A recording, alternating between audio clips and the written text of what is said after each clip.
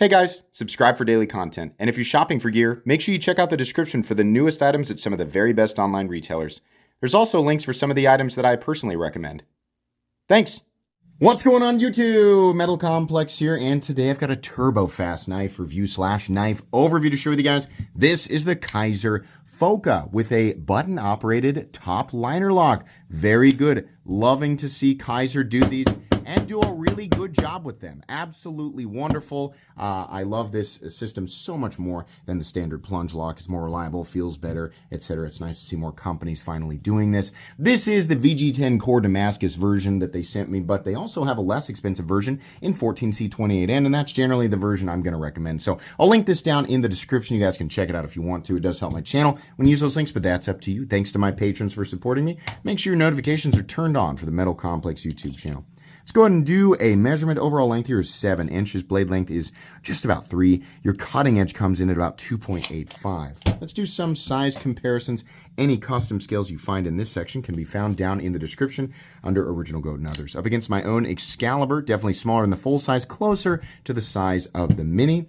And then I think we're going to cut it off here today just at the Spyderco Para 3, and then we'll also do the Benchmade Griptilian, or in this case, the Ritter Hogue. How is the action on this knife? Kizer does a good job. I love the shape of this button. I think it feels a lot better than a standard, just like a circle button, kind of the half moon shape. You push it and it drops exactly like it should. Because this is a button-operated top liner lock and not a plunge lock, it actually has a detent ball, which means when you break that detent, which, by the way, click, very nice, it actually feels good. The deployment is exactly what you'd expect. It's a good, clicky, quick deployment. It's reliable. The lockup's good. No complaints there. Carry profile thickness up against the Spyderco Para 3. This is not a thick knife, slightly thicker, but also slightly contoured, which I find to be beneficial, ergonomic comfort-wise. Let's put it up against the PM2 and Para 3. The PM2 is actually gone today. So here's what we'll do. We'll use the AD 20.5. And by gone, I mean somewhere on my desk and I can't see it. The carry profile of this knife is very compact. It's a very, very easy knife to carry. So how about weight? What are we looking at for materials? In this case, we have micarta. It's a nice looking micarta, kind of, I don't know if it's multi-layered, multi-dye. I'm not really sure what they're doing here, but it looks nice in contrast with this. It's actually a Sanmai, a real, VG10 core is probably a 10 CR core, which is the Chinese equivalent of VG10, but a nice performance, like budget Damascus, right? Very similar in performance to just plain VG10. But the standard 14C28N is probably the version that most people will go for EDC, but it looks good. I kind of like the dark matte look here. So micarta and then some steel underneath, and obviously some steel hardware. The weight of this gentleman comes in at 3.3 ounces, which is very good. 3.3 ounces of weight for 3 inches of blade, and your balance is right about in the middle of that primary index finger position. So definitely good. Let's go ahead and do a hardware check. I'll get out my tools as per usual. My tools are very inexpensive and very recommendable. You can find them right down in the section of my description that talks about the tools I use on this channel. We have T8 hardware and a T8 pivot. We even have T8 for the pocket clip screws. That's awesome. Why they didn't put mounting position holes on the other side, I have no idea. They definitely should have. But if you want to take this knife apart, it will be extremely easy to do. I should note that there is another version of this knife that is a crossbar lock.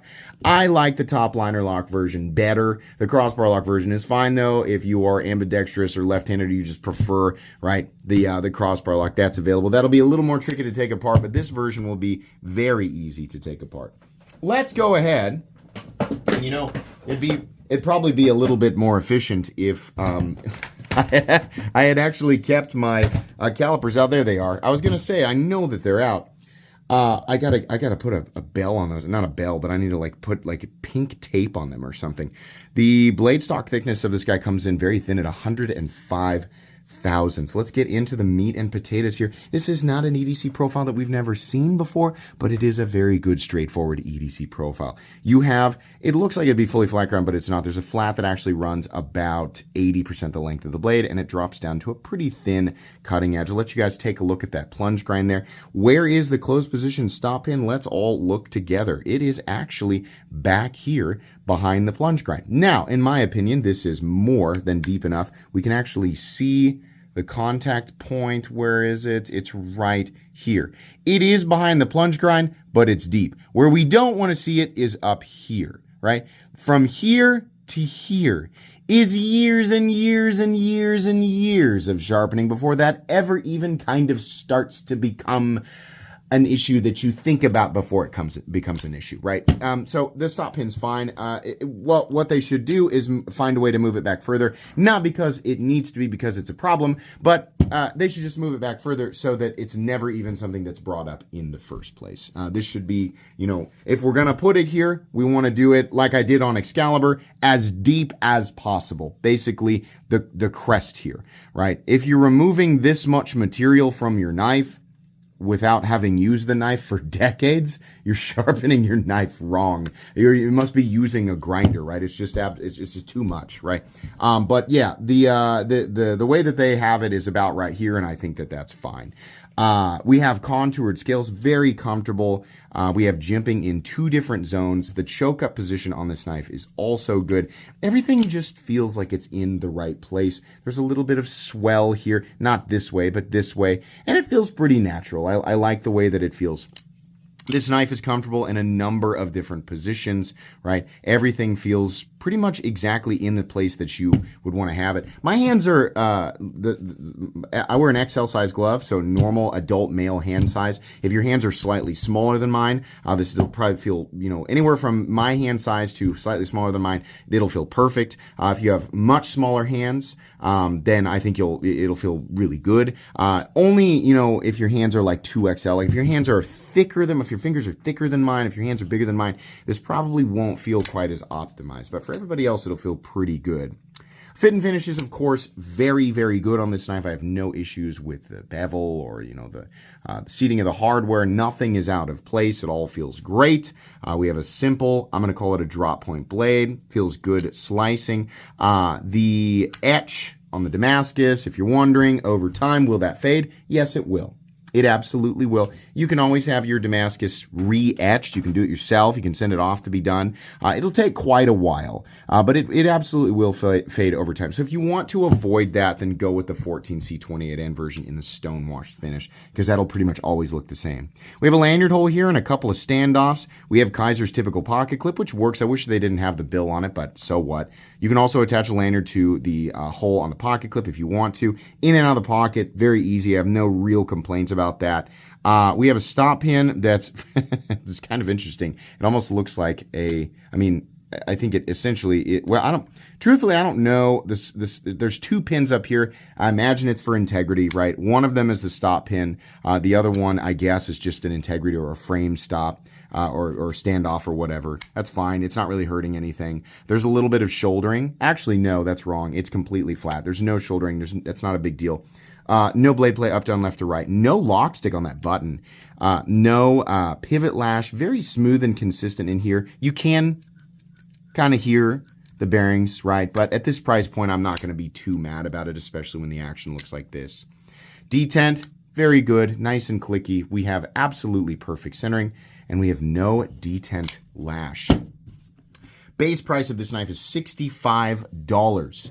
It could be slightly less expensive, but I'm going to be honest with you, this is just good, right? We have some button-operated top liner lock options out there. We're getting more.